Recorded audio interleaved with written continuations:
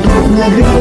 Kita menjalin kolaborasi, belajar bergerak berbagi untuk negeri, demi bakti pada Ibu Pertiwi.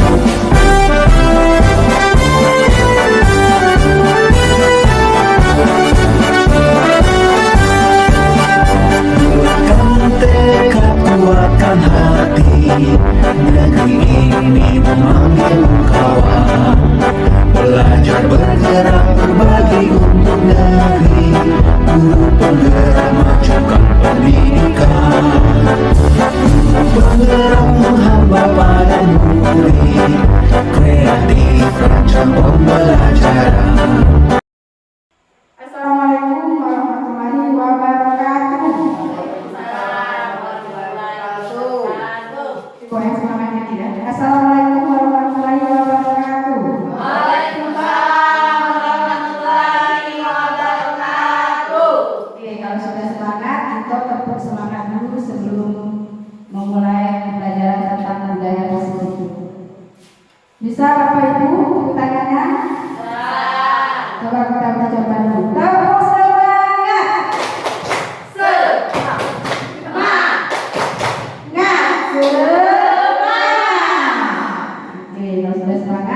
Coba sekali lagi. Ada tepuk semangat baru. Tepuk semangat kan? Tepuk semangat. Kadang-kadang dinding dulu. Semangat. Kadang-kadang dinding dulu. Semangat. Dua kali, bagi sekalinya cepat. Kita tes. Tepuk semangat. Kadang-kadang dinding dulu dan kadang-kadang dinding dulu. Oke, kita mulai. Tepuk semangat. Kadang-kadang ding ding ding dung dung dung. Kadang-kadang ding ding ding dung dung dung. Semangat. Oke, baiklah Bapak Ibu, kita mulai.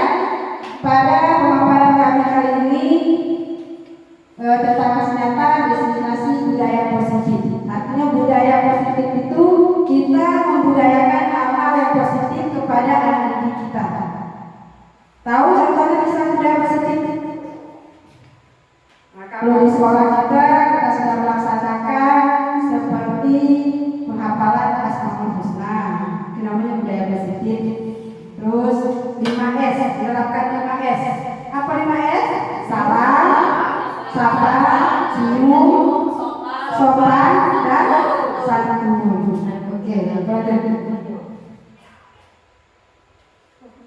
nah Bapak Ibu, sebelum kita mulai masuk ke materi, senyum dulu selama 30 detik.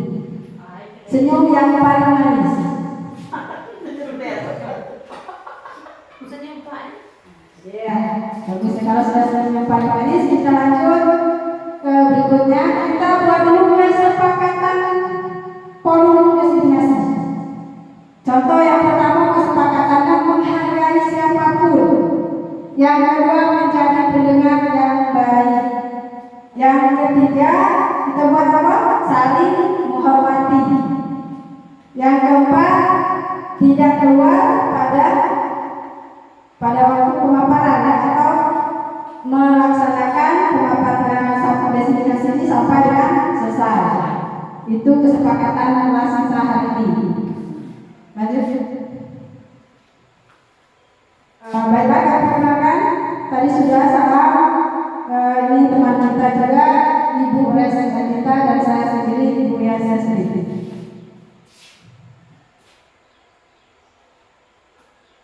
Ini ada beberapa cerita.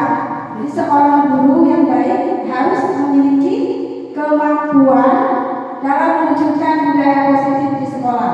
Budaya positif tersebut dapat dijalankan dengan menerapkan konsep-konsep inti seperti yang pertama, seperti kita lihat, disiplin positif motivasi.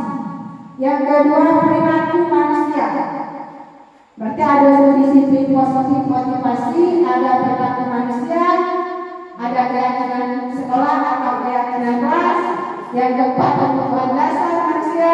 Yang kelima, posisi kontrol restitusi. Yang keenam, segitiga restitusi. Ini akan kita pelajari dengan nama ini. Nanti kalau kamu ditanya, kamu sudah paham apa disiplin positif, motivasi, apa itu perilaku manusia, apa itu keyakinan sekolah atau kelas. Yang kenal ini baru kita kenal. Sebenarnya sudah lama, tapi belum tahu apa nama keenam-enam budaya positif ini. Ini kita mulai dari disiplin positif. Disiplin positif ini merupakan suatu cara penerapan disiplin yang mengajarkan anak bertanggung jawab dan menunjukkan kesadaran diri berdasarkan nilai-nilai kebajikan. Misalnya pada saat kerja kelompok. Kerja kelompok itu anak harus di dalam diskusi itu kita buat juga semacam berdiskusi itu anak harus menghargai pendapat teman. Itu kan termasuk dalam disiplin positif. Kemudian di dalam kelompok juga harus ada umpan balik. Maksudnya sesama teman itu harus ada umpan balik, tanya jawab, terus ada respon aktif dalam berkolaborasi dalam kelompok. Kemudian yang terakhir bertanggung jawab, itu termasuk disiplin positif. Ini juga disiplin positif lebih ke arah disiplin diri yang dapat mengontrol diri dalam melakukan segala tindakan. Arti anak itu harus diajarkan disiplinnya melalui diri sendiri, termasuk kita juga. Apapun yang dilakukan kegiatan harus mendisiplinkan diri kita sendiri dulu, baru ke orang lain. Disiplin diri dapat membuat murid memahami dan menyadari berdasarkan motivasi internal, bukan akibat paksaan, pujian ataupun hukuman.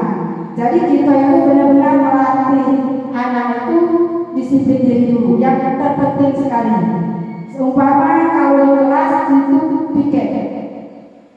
Kalau ada tugas piket, misalnya tugas PR atau pekerjaan rumah, kita lihat anak itu pada saat kita berikan tugas, apakah benar-benar dikerjakan di rumah atau tidak? Atau setiap kita berikan tugas, tugasnya tidak pernah dikerjakan.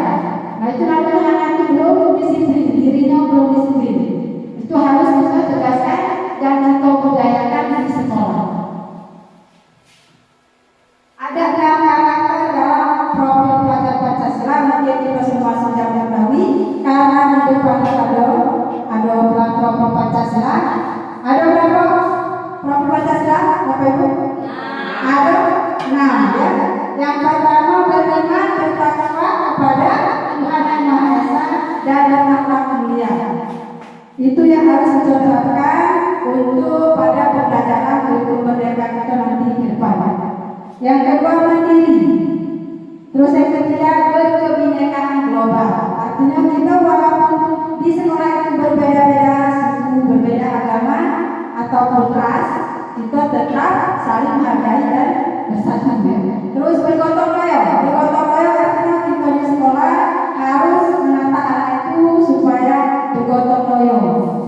Jangan misalnya anak yang satu membersihkan lapangan, yang lainnya santai di kelas. Itu namanya tidak bergotong royong. Kemudian ada kreatif. Anak sekarang dituntut untuk berpikir kreatif. Artinya anak yang bekerja, ya. Bukan kita hanya memfasilitasi, kita hanya mengarahkan, membimbing. Namun anak-anak yang membuat hal-hal yang terbaru supaya pemikiran anak sekarang itu berubah menjadi anak-anak yang cerdas dan kreatif. Kemudian bernalar kritis.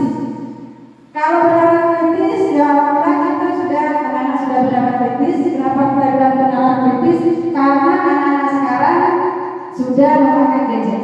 Kalau zaman kita dulu kita masih awam ya. Kalau sekarang ini anak itu kan pendapat kita itu anak itu sudah tahu terlebih dahulu. Pelajaran yang perlu kita ajari anak yang sudah tahu. Kenapa? Karena anak-anak sudah melatih dirinya melihat di gadget, di HP atau di Google kan. Jadi misalnya besok gurunya mau mengajarkan materi apa, mereka sudah ada salah satunya, walaupun semuanya sudah tahu apa yang mau diajarkan. Jadi kita guru harus berhati-hati dan harus juga lebih pintar dari anak supaya nantinya Sebenarnya pas pembelajaran kita tidak menjadi apa ya, yang tadi kita memfasilitasi malah anak memfasilitasi kita. Jadi kita harus benar-benar kalau kali ini guru harus punya banyak apa pemikiran-pemikiran yang terbaru ya, yaitu inovasi-inovasi. Nah, motivasi perilaku manusia. Motivasi perilaku manusia itu termasuk kita. Ada 3. Yang pertama untuk menghindari ketidaknyamanan atau hukuman. Karena kita sering memberikan hukuman dengan anak. Yang untuk mendapatkan imbalan atau penghargaan dari orang lain. Yang ketiga untuk menjadi orang yang mereka inginkan dan harganya sendiri dengan nilai-nilai yang mereka percaya. Yang pertama untuk menghindari ketidaknyamanan atau hukuman. Jadi nanti kita terapkan ada apa namanya itu restitusi. Nah, lanjut restitusi. Nah, keyakinan sekolah atau kelas itu istilah sekarang ya, namanya keyakinan kelas. Kalau kita dulu namanya peraturan, kita tuh di sekolah punya aturan tersendiri. Tapi beda peraturan dengan keyakinan sekolah atau kelas beda. Kalau peraturan yang keluar dari sekolah itu kita harus seluruhnya berdasarkan dari dinas pendidikan.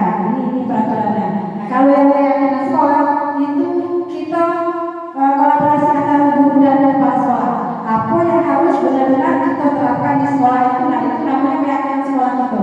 Nah, kalau di kelas itu misalnya kalau peraturan sekolah itu anak-anak harus datang minimal sampai sekolah jam 7. Nah, tapi kalau misalnya untuk aturan di kelas, ibu gurunya dengan anak-anaknya sudah sepakat bahwa sebelum jam pelajaran anak-anak masuknya jam 7.20 karena kebersihan atau apa, atau masuk ada lagi misalnya ada kesepakatan kelas yang lain seperti kelas harus setiap hari bersih, setiap orang sekolah harus piket. Nah, itu tergantung guru masing-masing ya. Ini guru berperan dalam mewujudkan terbentuknya keyakinan sekolah atau kelas dengan adanya kesepakatan antara guru dan murid. Jadi guru itu sangat berperan penting dalam membuat keyakinan sekolah atau kelas, karena guru adalah kunci dari anak-anak pembentukan jati diri anak-anak itu guru ya. Jadi kalau gurunya sudah berperilaku baik atau kepala sekolahnya juga harus berperilaku baik, maka yang bawah-bawahnya insya Allah nurut juga.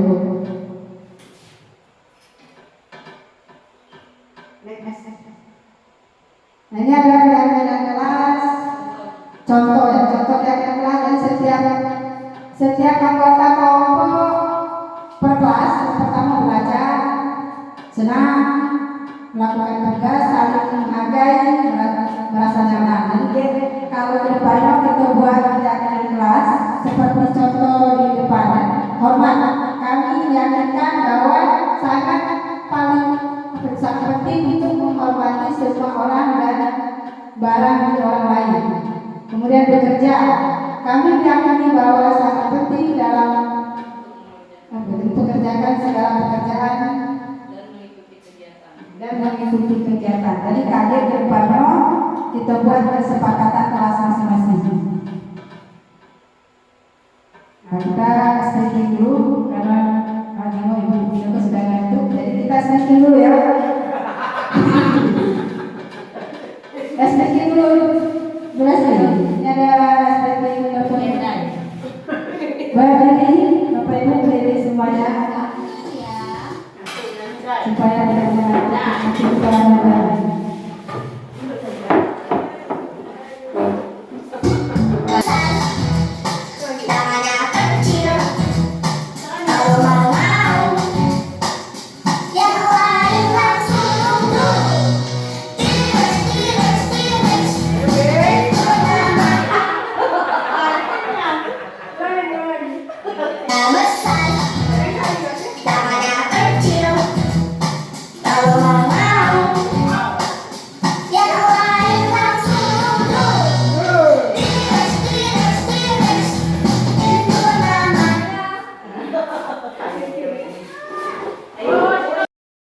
Baik Bapak Ibu, ini 5 posisi kontrol restitusi.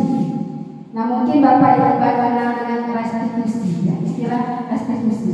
Sebentar, kita jelaskan dulu. Ini adalah posisi kontrolnya guru sebagai penghukum. Karena kalau selama tadi kita tidak tahu posisi kita itu apa, ya sedangkan dulu. Nah kemudian kita itu ada 5 posisi. 5 posisi kita itu kita kan ngomong anak ada namanya guru sebagai penghukum. Kita sebagai guru sebagai pembuat merasa bersalah.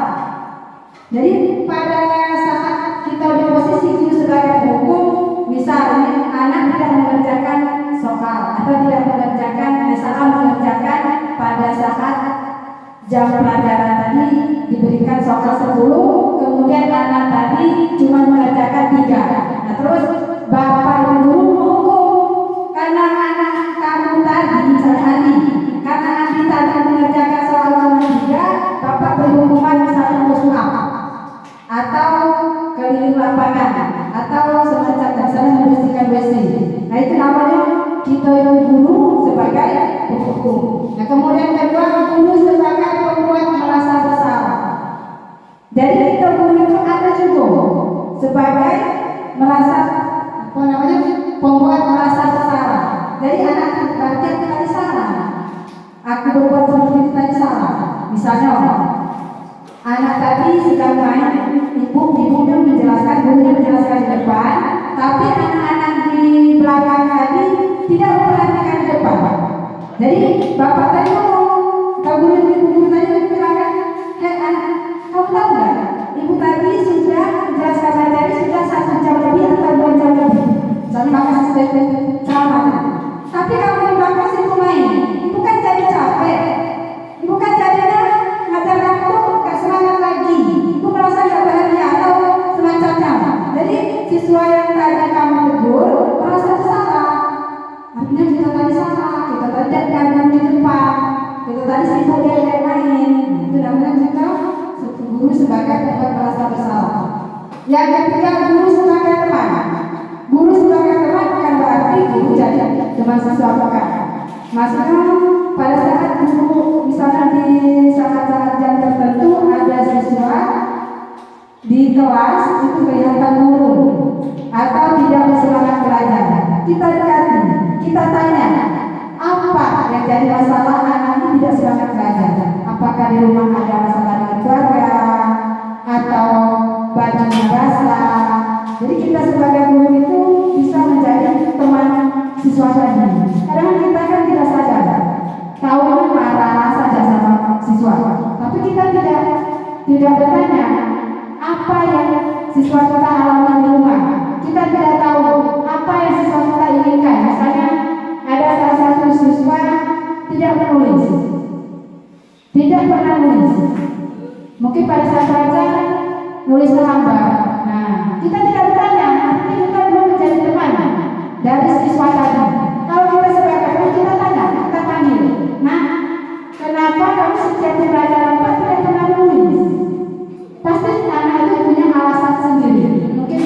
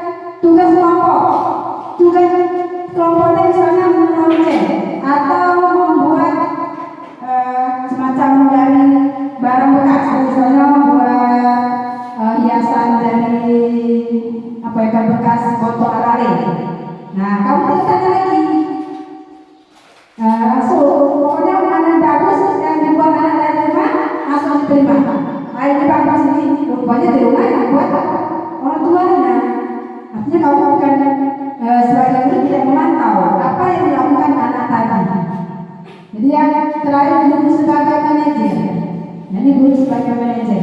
Kita manajer, maksudnya kita sebagai pengarah. Kita manajer anak itu supaya arahnya lebih baik kemana pas pembelajaran di rumah, bagaimana misalnya bukan sekedar belajar sekolah lain. Nah, mungkin itu penjelasan dari 5 posisi kontrol restitusi. Jika ada yang belum jelas, boleh ditanyakan supaya tidak ada unek-unek lewat Bapak Ibu, supaya mungkin setelah pulang dari presentasi ini merasa bahagia dan lega. Baik, kita buat sesi pertanyaan. Satu pertanyaan atau lebih boleh, supaya lebih jelas lagi. Ya, kalau kurang jelas nanti kita jelaskan setelah ini. Oke, baik, ini ada Pak Saparudin, guru kelas 3. Baik, terima kasih kepada Ibu Ria dan guru-guru juga. Dalam 5 posisi kontrol restitusi ini, saya akan mempertanyakan guru sebagai pemantau. Nah, di dalam pembelajaran guru penggerak ini, apakah guru sebagai pemantau itu termasuk kontrol di luar jam belajar sekolah, seperti kita arahkan anak-anak kita waktu setelah pulang sekolah di kampung. Kalau sama dulu kan, kamu main malam, bayang malam gitu, tidak boleh nonton terlalu ini. Besoknya dihukum kira-kira waktu zaman dulu. Apakah itu termasuk juga dalam pemantau restitusi di dalam belajar mengajar itu? Terima kasih. Di luar sekolah. Baik, saya mencoba menjawab pertanyaan dari Pak Saparudin yang berkaitan antara guru kami. Ini kalau di pemantau, Pak Sapar tadi menanyakan apakah di luar jam sekolah kita guru juga memantau. Tidak. Kita sebagai guru pada saat jam pelajaran berlangsung, pada saat jam sekolah, dari pagi sampai setelah anak itu pulang. Ini ada beberapa contoh pemantau. Menghitung dan mengukur, kemudian apa peraturannya, kemudian menyesuaikan diri bila diawasi. Murid meletakkan guru peraturan dan hukum di dunia berkualitas. Kemudian berapa banyak bintang misalnya itu misalnya pada pembelajaran di sekolah, ya. Pada pembelajaran di sekolah kita sebagai guru harus mantau. Kalau di rumah itu bukan mantau, mungkin beda lagi istilahnya. Nah, ini yang dimaksudkan dengan posisi kontrol ini pada saat dia di sekolah kita punya keyakinan khas sendiri. Jadi kita mantau apa hal-hal yang kurang baik atau yang positif apa yang dilakukan anak dan tidak sesuai dengan keyakinan kelas itu. Mungkin itu ya Pak. Terima kasih. Ya, coba kita coba dulu yang perempuan yang bertanya. Ibu Nani. Ibu Era. Teman, sebagai teman. Ibu Era. Teman serat. Baik, bisa di sini saya akan bertanya masalah pembuatan rasa bersalah. Nah, di situ kan ketika kita belajar siswa, kita itu mencerahkan siswa, kita mengarahkan siswa. Bagaimana kita mengatasi rasa bersalah kita? Ini ada pertanyaan dari Ibu Hera Sumasri. Bagaimana cara mengatasi supaya anak itu tidak merasa kita sebagai pembuat rasa bersalah? Mungkin seperti itu maksudnya. Nah, ini bagi kita hindari kalimat-kalimat seperti ini. Seharusnya kamu begini. Seharusnya kamu ini. Nah, itu namanya anak itu merasa bersalah. Kita untuk mengubah kalimat terus lagi juga ibu kecewanya. Nengok kamu pakai baju yang salah, baju kamu yang ada masuk ke sebelah, padahal aku sudah ingatkan. Berarti anak itu merasa bersalah. Coba kita gunakan restitusi tadi, restitusi yang 3 restitusi tadi. Jadi intinya dari 5 posisi kontrol ini kita mampu mengatasi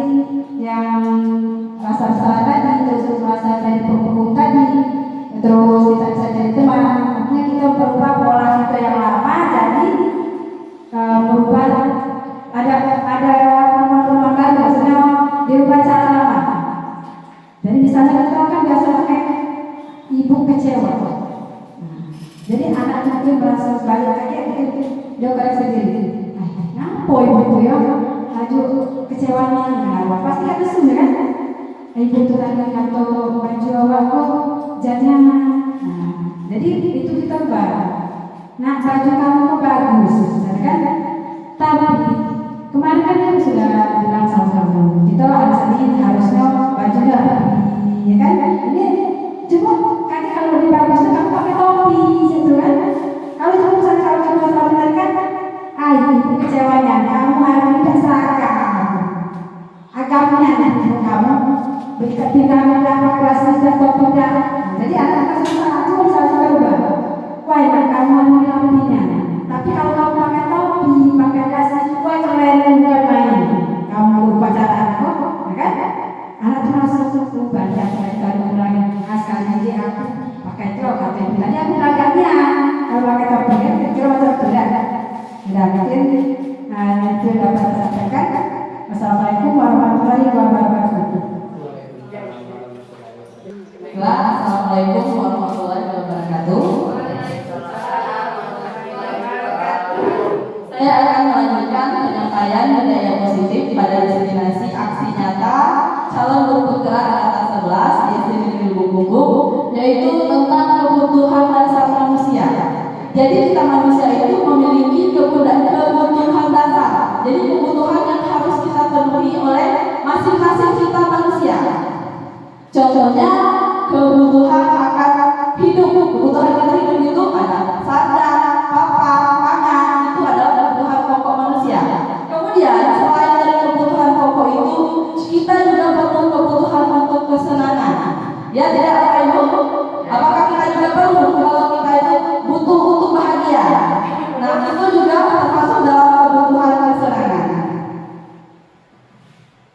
Kebutuhan dasar manusia itu ada 3: bertahan hidup, kasih sayang, rasa diterima, penguasaan, kemudian kebebasan dan kesenangan. Nah, jadi yang bertahan hidup tadi itu kebutuhan pokok kita. Kemudian kebutuhan akan kasih sayang. Jadi kita juga butuh bahwa kita diakui, kita butuh dihargai. Bagaimana kalau misalnya kita mengajar di kelas, anak-anak itu ribut, itu artinya anak-anak itu tidak menghargai kita, tidak disayangi kita. Apakah kita akan senang? Tentu kita juga tidak merasa baik karena itu. Kemudian kebebasan dan kesenangan. Jadi kita sebagai manusia juga butuh akan kebebasan. Kita tidak mau dikekang akan pilihan-pilihan yang telah kita inginkan. Saya ingin sekolah di sana, saya ingin seperti itu. Kita butuh akan kebebasan akan hidup kita. Kemudian ada contoh kasus ya, studi kasus. Ini contohnya Ibu Sulaika, guru wali kelas 9A, sedang bingung menghadapi ulah salah satu murid di kelasnya, Tommy. Beberapa anak malah mengeluhkan Tommy yang seringkali meminta bekal makan siang mereka dengan paksa. Jika Anda menghadapi kasus seperti Ibu Sulaika, apa yang akan Anda lakukan? Kemudian menurut Anda, kira-kira apa alasan Tommy melakukan itu? Ada yang tahu apa Ibu? Kenapa kira-kira Tommy sering meminta bekal kepada temannya? Ya, apa mungkin masalah alasannya? Karena dia sering tidak dibuatkan oleh orang tuanya bekal. Ya, itu mungkin salah satu alasannya. Karena dia lapar. Itu tadi kebutuhan akan hidupnya. Karena dia lapar, orang tuanya tidak membuatkan bekal. Sedangkan teman-temannya yang lain dibuatkan bekal oleh orang tuanya. Ketika yang lihat teman-temannya makan, ya dipaksa direbut oleh dia. Itu alasan Tommy yang pertama. Karena dia lapar dan orang tuanya tidak membawakan bekal makan siang. Maka kebutuhan hidupnya adalah dengan merebut makanannya. Jadi dia berjuang sendiri akan hidupnya. Kemudian alasan yang kedua, karena dia merasa temannya tidak memperhatikan dia. Jadi ini termasuk dalam kebutuhan akan kasih sayang. Dia melakukan itu mungkin alasan yang kedua ya, yang mungkin karena dia senang ketika teman-temannya memperhatikan dia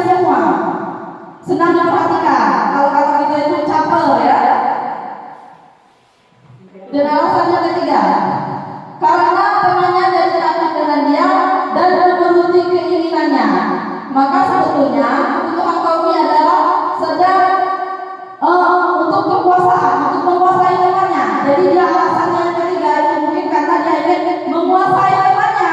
Kalau aku berbuat itu berarti teman aku takut dengan aku. Kalau dia takut dengan aku bisa sekedar aku di kelas ini. Itu ada yang mungkin pernah kita temui anak-anak yang seperti itu. Sebenarnya kebutuhannya sebenarnya untuk apa? Dia terpenuhi, kasih sayang dia terpenuhi, tapi dia ingin menguasai teman-temannya supaya mereka takut dengan aku. Kalau aku ini gerok, itu misalnya. Kemudian alasan kelima, ia melakukan karena iseng saja dan ia menikmati ekspresi wajah teman-temannya yang kesal karena diambil makanannya, dan menurut dia ekspresi teman-temannya itu lucu. Maka perempuan komi berarti sedang berusaha akan memenuhi kebutuhan kesenangannya. Nah, jadi ketika dia merebut makanan teman-temannya tadi, dia sedang memang temannya kesal. Dia itu berarti memenuhi kebutuhan akan kesenangannya. Dia senang memang temannya kesal, temannya marah, dia punya teman-teman makanannya itu bukan karena dia lapar atau apa. Itu alasan kebutuhannya kelima itu tadi, kebutuhan akan kesenangan. Seperti itu contohnya.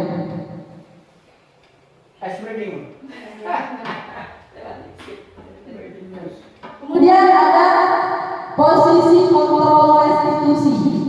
Jadi posisi kontrol restitusi itu ada 5 posisi kontrol kita sebagai seorang guru.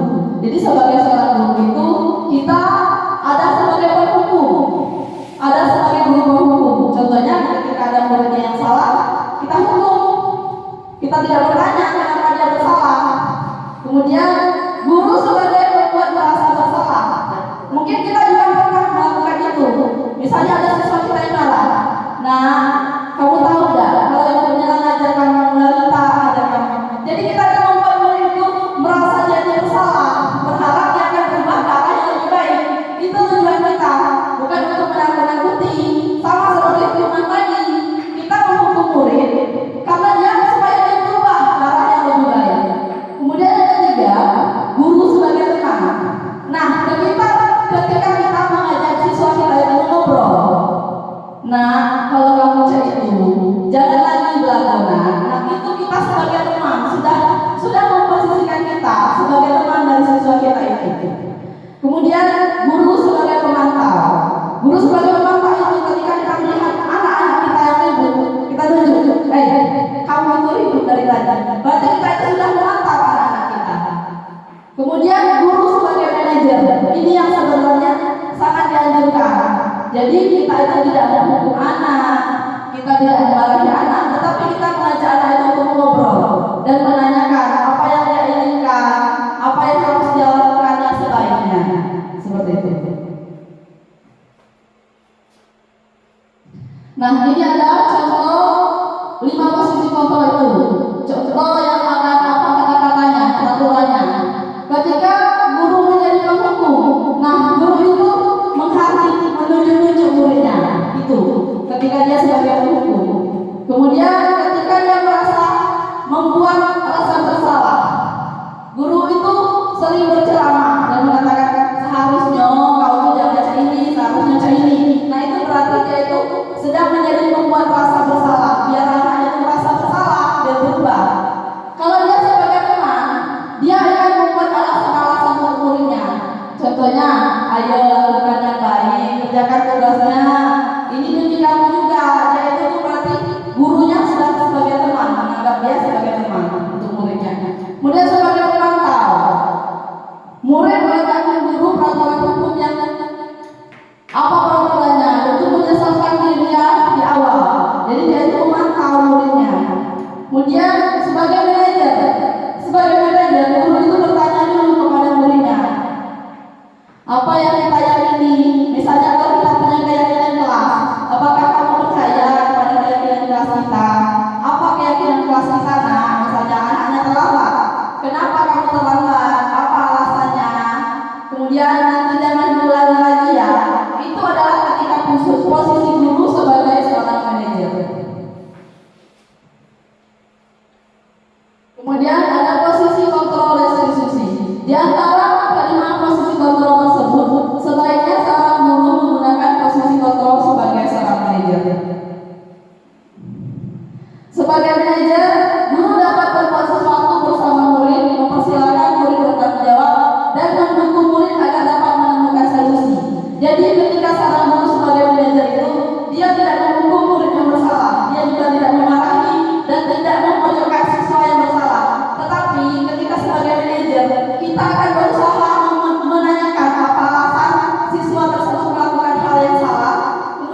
bersama-sama dengan murid mencari solusi dari kesalahan itu, mencari solusi dan agar dapat menemukan solusi itu. Kemudian selain itu, posisi manajer mengacu pada restitusi yang dapat menjadikan murid sebagai manajer bagi dirinya sendiri, sehingga dapat tercipta identitas positif pada diri murid.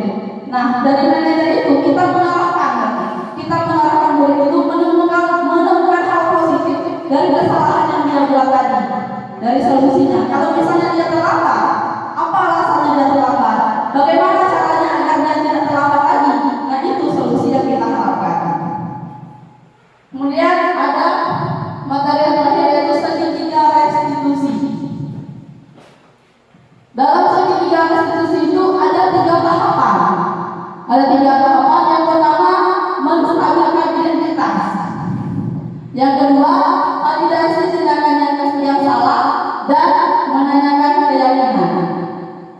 Jadi segitiga restitusi ini adalah cara kita menghadapi menemukan kasus ketika ada siswa yang bersalah. Jadi ada 3 tahapan yang harusnya kita lakukan. Yang pertama kita menstabilkan identitas. Jadi ketika siswa bersalah itu kita stabilkan dulu emosinya. Misalnya dia sudah belagu, kita stabilkan dulu identitasnya. Kita bertanya berdasarkan prinsip bahwa membuat kesalahan adalah bagian dari proses pembelajaran. Kemudian yang nantinya akan menggeser identitas gagal ke arah identitas sukses.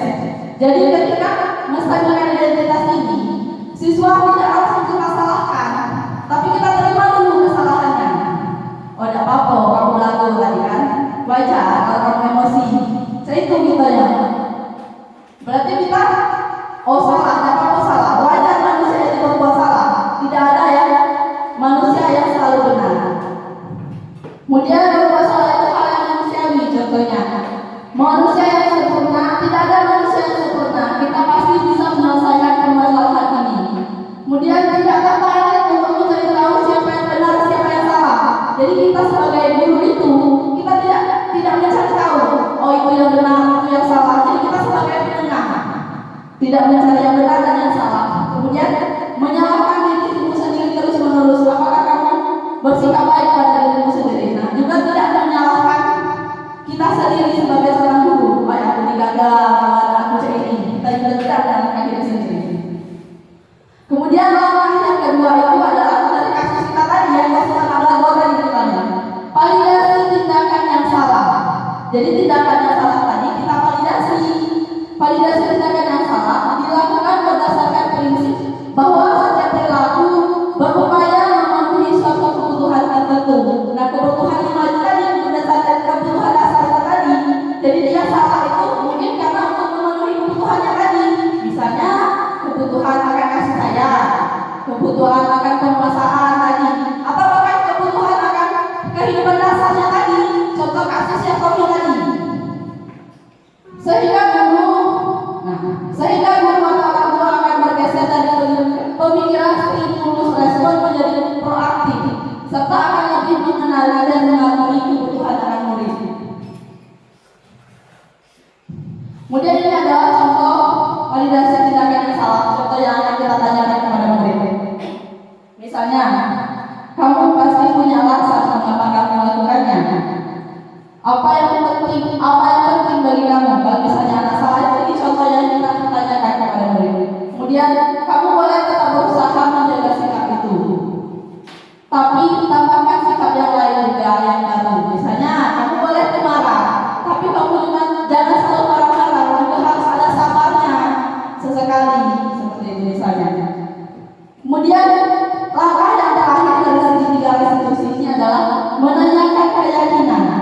Jadi kita menanyakan keyakinan pada murid itu dilakukan dengan memberi pertanyaan-pertanyaan bermakna kepada murid atau anak untuk memunculkan motivasi secara intrinsik sehingga mampu menaikkan keyakinannya dengan tindakan yang salah. Contohnya, ketika kita menanyakan keyakinan pada anak ini, apa nilai yang kita percayai di sekolah kita? Nah, ketika kita tadi sudah membuat keyakinan kelas, kalau ada anak yang belagu misalnya, nah akan ada peraturan di sekolah kita bahwa kita tidak boleh berkelahi.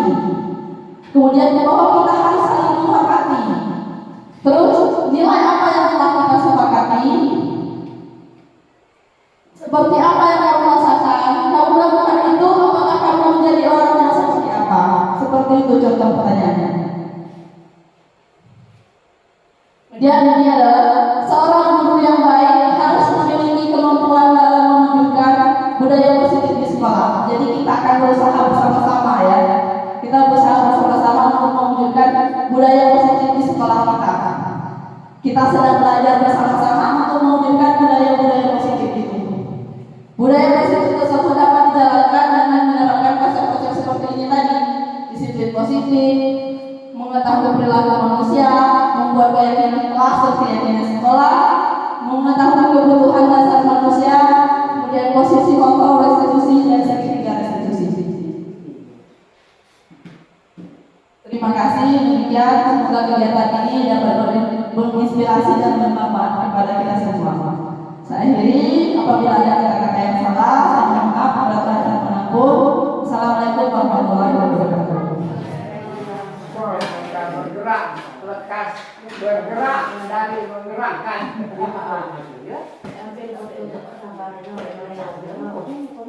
Foto yang mana tuh? Dia tutup dia.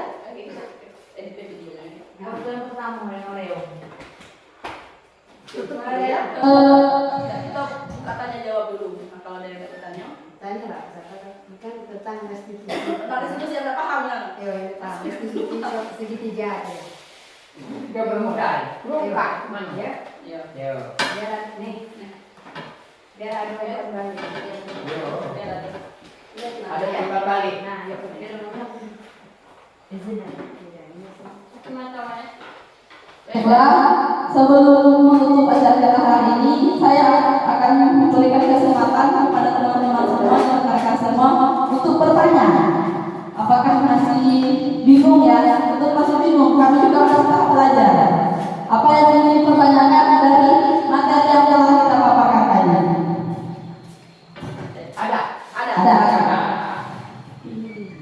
Baiklah, terima kasih pada Ibu calon guru penggerak, Ibu Resi. Di sini saya melihat ada tahapan dalam segitiga restitusi, yaitu yang paling akhir meyakinkan keyakinan. Nah, selain yang dijelaskan oleh Ibu, terkadang kita terkendala dengan siswa itu untuk meyakinkan dirinya bahwa apa yang kita sampaikan itu benar dan dapat dipertanggungjawabkan. Tetapi terkadang anak-anak ini tidak mau mengikuti apa perkataan kita itu atau aturan yang kita buat. Bagaimana caranya agar lebih menekankan lagi kepada siswa agar dapat terlaksana peraturan atau keyakinan yang kita buat di kelas. Terima kasih. Baik Pak, terima kasih. Sangat bagus sekali pertanyaannya, yaitu bagaimana agar keyakinan yang telah kita buat itu dapat diikuti oleh murid, dapat terlaksana. Nah, jadi yang pertama kita lakukan adalah kita mengajak murid bersama-sama membuat keyakinan kelas itu. Jadi murid itu ajak terlibat dan kita membuat keyakinan kelas itu dari awalnya. Dari awal ketika sebelum kita mulai pelajaran baru, ketika kita kelas baru. Jadi anak-anak, sebelum kita memulai pelajaran tahun ini, mari kita membuat peraturan. Biasa kita kenal dengan peraturan kelas ya. Nah, sekarang kita buat peraturan kelas kita atau keyakinan kelas kita. Ada beberapa pilihan. Misalnya ketika terlambat, apakah kita boleh terlambat atau boleh datang tidak tepat waktu? Nah, itu kita mengajak siswa kita bersama-sama. Jadi dia akan mengusulkan sendiri, dia mengusulkan sendiri dari murid itu. Tidak boleh bu, kita tidak boleh terlambat, kita tidak boleh telat. Nah, jadi kita tulis poin pertama dari keyakinan kelas itu, tidak boleh datang terlambat. Atau jangan kalimat negatif, jangan pakai tidak, datang tepat waktu. Kemudian misalnya apalagi, apakah berkelahi boleh nggak di kelas kita? Pasti akan menjawab tidak bu. Nah, jadi apa yang harus kita sepakati? Jadi kita harus membuat kesepakatan bahwa di kelas kita harus saling menghargai. Jadi kita buat lagi peraturan yang keduanya berdasarkan dari pemikiran anak-anak tadi bahwa kita tidak boleh berkelahi, berarti artinya kita harus saling menghargai. Nah, seperti itu. Nah, nanti dalam perjalanannya ketika ada murid kita yang melanggar, pasti ada itu murid kita yang melanggar, maka kita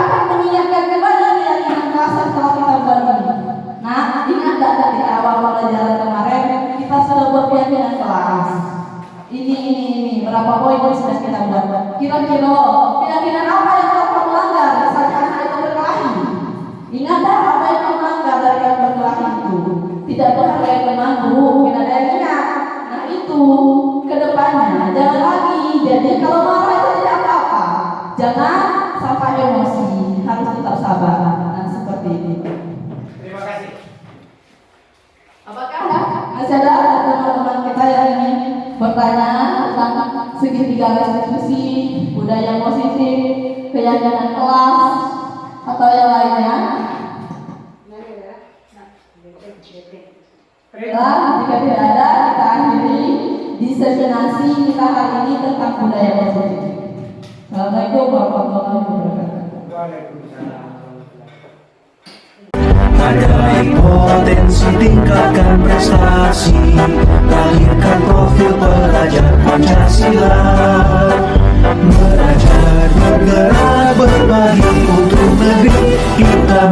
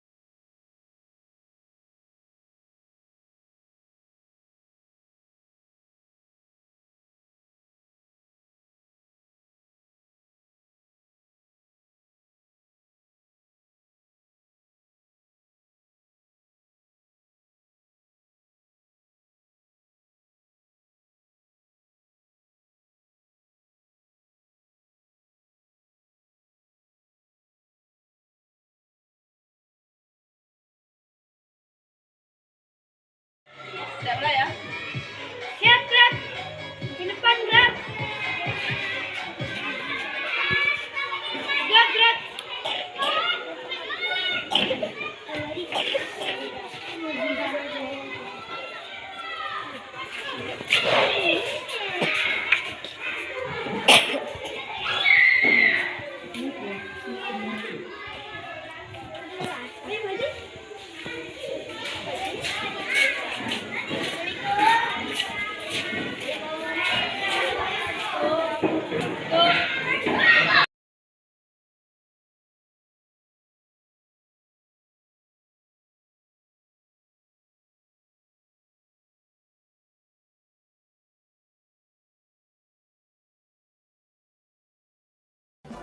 Selamat pagi Eca.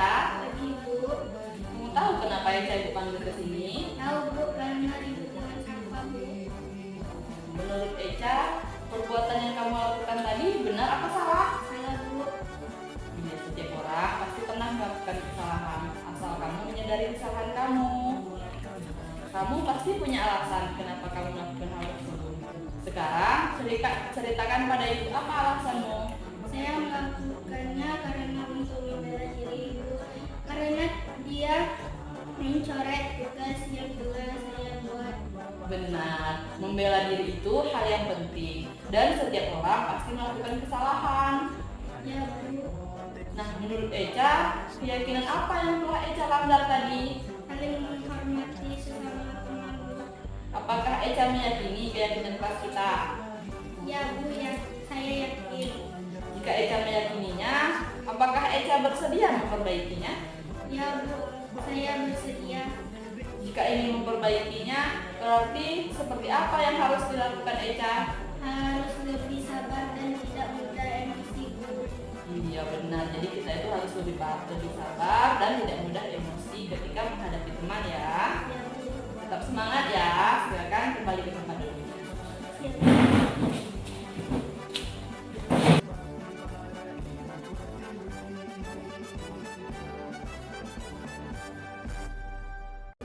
Ayo, Selamat pagi, Bu.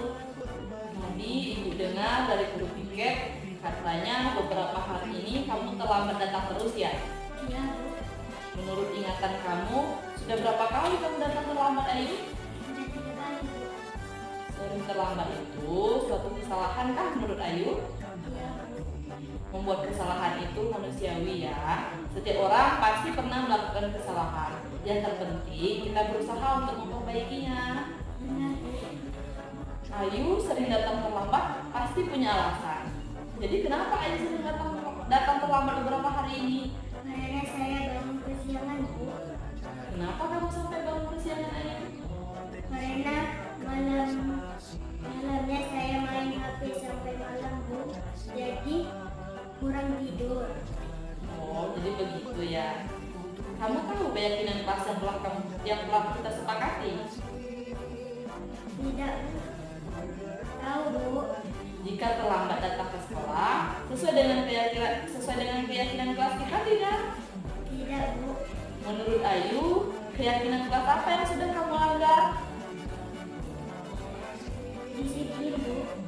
Iya, jadi Ayu sudah melanggar disiplin. Menurut Ayu, disiplin itu penting tidak untuk kamu?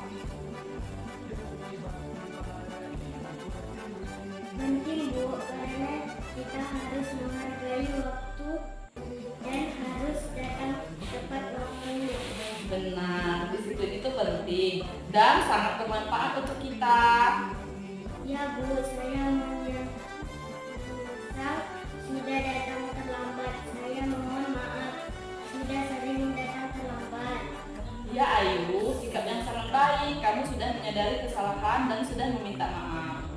Sebaiknya, apa yang harus kamu lakukan agar kamu tidak terlambat lagi datang ke sekolah? Saya akan mengurangi bermain HP dan akan tidur lebih cepat, Bu. Ya, jadi Ayu sudah tahu solusinya ya. Sekarang juga akan bekerja sama dengan orang tua kamu agar kamu tidak datang terlambat lagi. Sekarang silakan kembali ke bangkumu ya. Ya, Bu.